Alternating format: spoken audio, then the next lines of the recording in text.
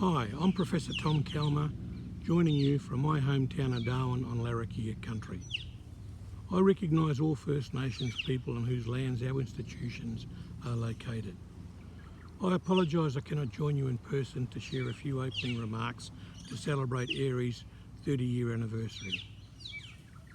In 1995, I was in the first cohort of 5 education and training specialist diplomats posted to neighbouring countries to, amongst other activities, create opportunities for students to consider studying in Australia other than those who were in private vet or on scholarship programs.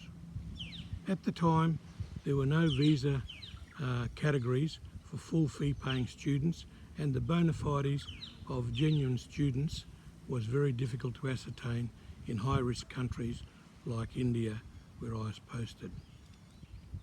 To cut a long story short, colleagues and I worked with Abel Rizvi of the Immigration Department to develop visa and bona fide check procedures, and independently I worked with a disparate cohort of education agents operating across the vast country of India. I was fortunate in befriending some of the more credible agents, including IDP, and they shared my concerns about an ethical and regulated agent body, and in 1996 the Australian Association of Education Representatives in India, or AAERI, was formed to ensure integrity, transparency and professionalism in the student recruitment procedures and processes from India to Australia. Today, nearly 3 decades later, AAERI stands as the most trusted platform for education agents representing Australian institutions. It operates on a code of ethics that emphasises honesty, accountability and responsibility towards students and institutions. All members are carefully vetted, ensuring that only credible and compliant agencies remain part of the association. Through training, certification and knowledge sharing, AAERI consistently updates its members on policy changes, compliance requirements and best practice. It also engages regularly with Australian institutions, the Department of Home Affairs, Austrade and other stakeholders to advocate for fair, transparent and sustainable policies. The benefit of AAERI are multidimensional. For students, they gain the assurance of dealing only with trusted and professional agents, reducing the risk of fraud or misinformation.